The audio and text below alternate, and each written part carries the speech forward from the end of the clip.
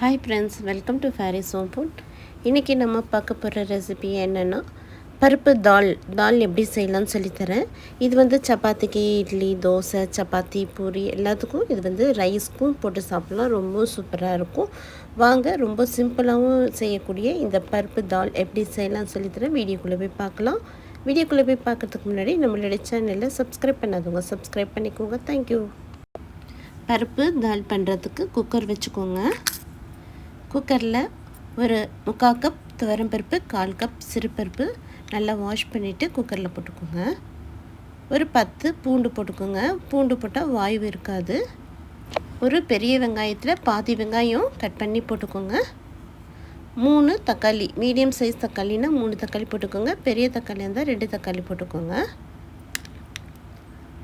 ஒரு 7 8 பச்சை மிளகாய் போட்டுக்கோங்க. உங்களுக்கு காரத்துக்கு ஏற்ற மாதிரி போட்டுக்கோங்க. தேவையான அளவுக்கு உப்பும் போட்டுக்கலாம்.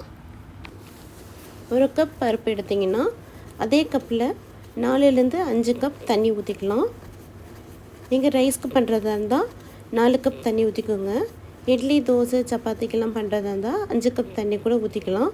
உங்கள் விருப்பம்தான். உங்களுக்கு எந்த மாதிரி வேணுமோ அவ்வளோ தண்ணி ஊற்றிக்கலாம். 4லேருந்து 5 கப் தண்ணி ஊற்றியாச்சு.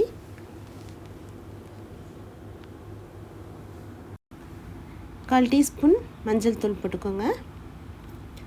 மஞ்சள் தூள் போட்டுட்டு நல்லா மிக்ஸ் பண்ணி விட்டுக்கோங்க. இப்போது குக்கர் மூடி போட்டுட்டு 3லேருந்து 4 விசில் விட்டுக்கலாம்.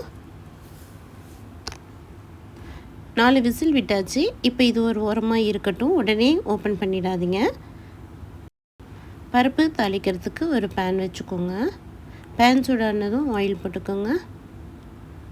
ஆயில் சூடானதும் 1/4 டீஸ்பூன் கடுகு போட்டுக்கோங்க. 3லேருந்து 4 காஞ்ச மிளகாய் கிள்ளி போட்டுக்கோங்க. பொடியாக நறுக்கின 7 8 சின்ன வெங்காயம் கட் பண்ணி போட்டுக்கோங்க. சின்ன வெங்காயம் போடும்போது கொஞ்சம் தால் டேஸ்ட்டாக இருக்கும். உங்கள்கிட்ட சின்ன வெங்காயம் இல்லைன்னா பெரிய வெங்காயம் போட்டுக்கலாம்.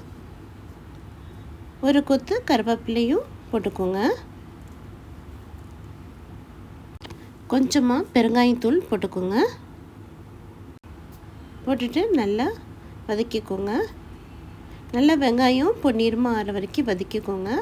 அப்போ தான் பருப்பு நல்லா டேஸ்ட்டாக இருக்கும். பாருங்கள், இந்த அளவுக்கு வெங்காயம் நல்லா வதங்கினதும் இப்போ ஸ்டவ் ஆஃப் பண்ணிக்கலாம்.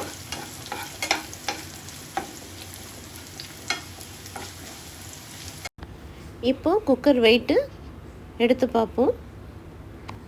பாருங்கள், பருப்பு நல்லா வெந்திருக்கு. கமன்னு வாசனையாக இருக்குது. இப்போ நல்லா மசிச்சு விட்டுக்கோங்க. நம்ம மசிக்கணும்னு அவசியமே இல்லை. 4 விசில்லையே நல்லாவே வெந்திருக்கும். உங்களுக்கு ஒரு வேளை வேகலைன்னா நீங்கள் மசிச்சு விட்டுக்கோங்க. இப்போ இதை ஒரு பவுலுக்கு மாற்றிக்கலாம். இப்போ நம்ம தாளித்து வச்சுருக்கிற சின்ன வெங்காயம், கடுகு, காஞ்ச மிளகாய், கருவேப்பிலையை போட்டுக்கலாம். பாருங்கள், சூப்பரான டேஸ்டியான தால் ரெடி ஆகிடுச்சிங்க. இது ரொம்பவும் நல்ல டேஸ்ட்டாக இருக்கும்.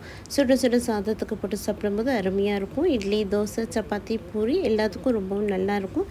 இதே போல் நீங்களும் செஞ்சு பார்த்துட்டு எப்படி இருக்குன்னு கமெண்ட் பண்ணுங்கள். இந்த வீடியோ பிடிச்சிருந்ததுன்னா லைக் பண்ணுங்கள், ஷேர் பண்ணுங்கள், சப்ஸ்கிரைப் பண்ணுங்கள். தேங்க்யூ ஃபார் வாட்சிங். பாய்.